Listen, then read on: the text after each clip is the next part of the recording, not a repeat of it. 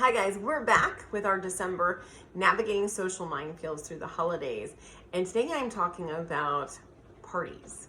From Thanksgiving to New Year's is typically in our lives wrought with entertainment.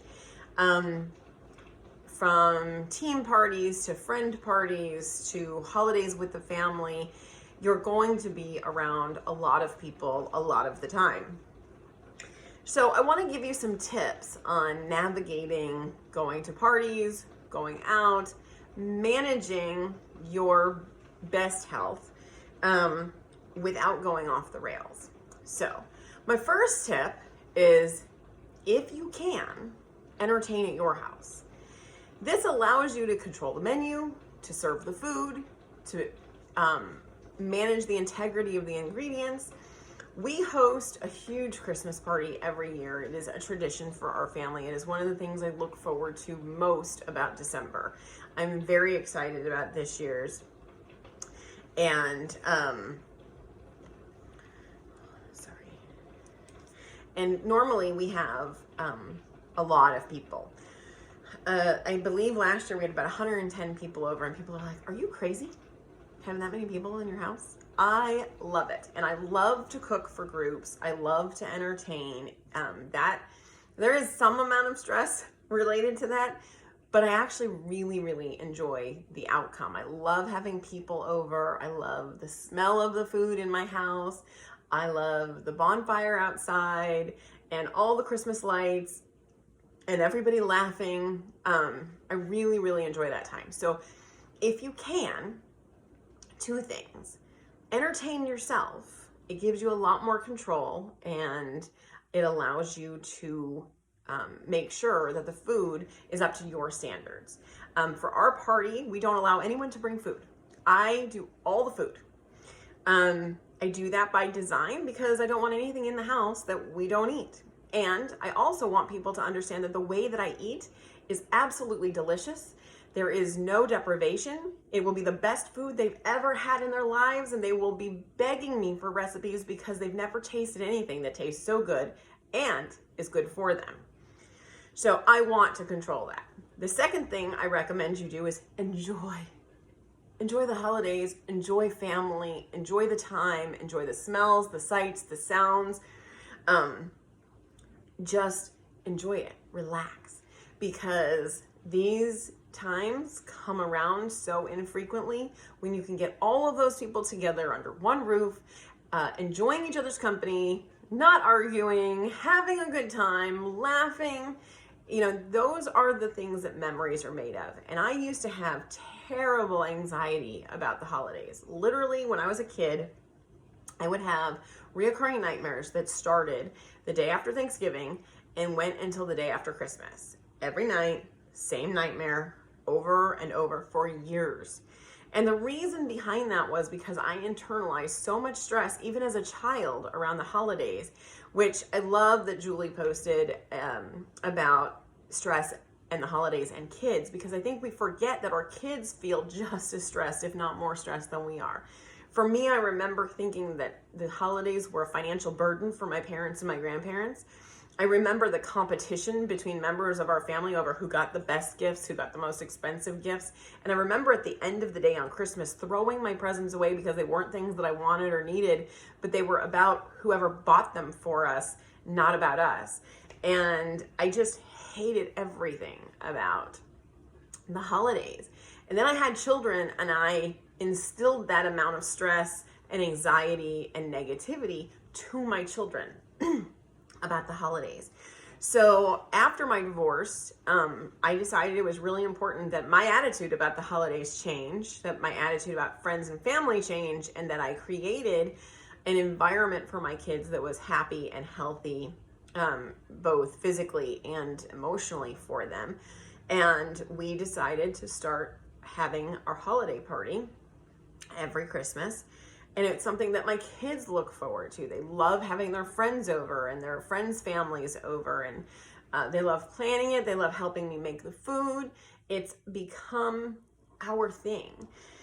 So if you can do that, that's great. If you can't, or you're still gonna go to other parties, here are my best tips. take a dish. We have a party coming up this Saturday. I'm taking 3 things. So at least I know that there are 3 things my kids and I can eat. It's that easy. I'm taking a protein, I'm taking a side dish, and I'm taking a dessert so that my family has choices while they're there, even if there are no other choices. So if you're going to someone else's party, make sure that you bring a dish. Secondly, if there's going to be less than a desirable menu, there's lots of snack foods, lots of crackers, lots of cookies, lots of cakes, lots of candies, lots of things that are sweet and not good for your waist or your immune system or your autoimmune condition or whatever it is. Eat before you go. Have a snack before you go, or eat a meal before you go, so that you're not tired, you're not hungry, you're not apt to make bad choices, and you're not stuck. As long as you're not stuck, then you'll be able to navigate, pick things apart, or you'll be content with not eating. And if someone says anything to you about not eating, you can easily say, you know what, I was starving before I came, and so I had something to eat. I'm really good right now. Thank you. That's it. The other thing I want to say is when you're navigating what people have to say about what you're eating or how you feel, people will inadvertently or very intentionally, one of the two, give you their opinion of the things on your plate or ask you questions about what it is you're doing. If you are eating keto or carnivore or even paleo, you may hear things like, oh, come on, you only live once, eat a little bit. This is what the holidays are all about. Just indulge. It's okay. It's one day. Or all that fat is going to give you a heart attack. Or do you know too much protein is going to be bad for your kidneys? That's terrible. You shouldn't eat that much meat. People give their opinions, but guess what? Their opinions don't matter. You know why you do this. You know how your body works. You know how your body responds.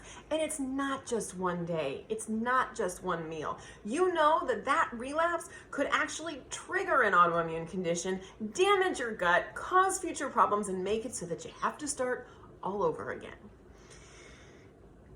It's your life. It's not theirs. So it's okay for you to say, I appreciate your concern, but I'm good. I know exactly what I'm doing. That's all. And walk away. Eventually, they'll get the hint that you don't care what they think. The last thing I want to say about all of that is, in the event that you do fall off the wagon, that you do have something you shouldn't have had, or that you do decide to indulge, then get back up on the horse the very next time you eat. Not the next day or the next week, but the very next time you eat. Get your shit together, pull it all back in, refocus, and know that was one time. And now that's behind you, and the future is in front of you. Stay focused on the present and don't dwell in the past, okay?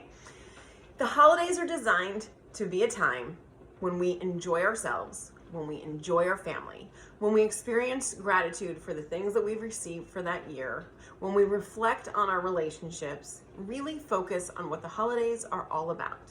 People, places, events, memories, friendship, family, things that matter.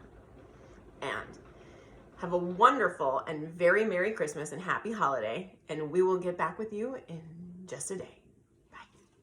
Bye.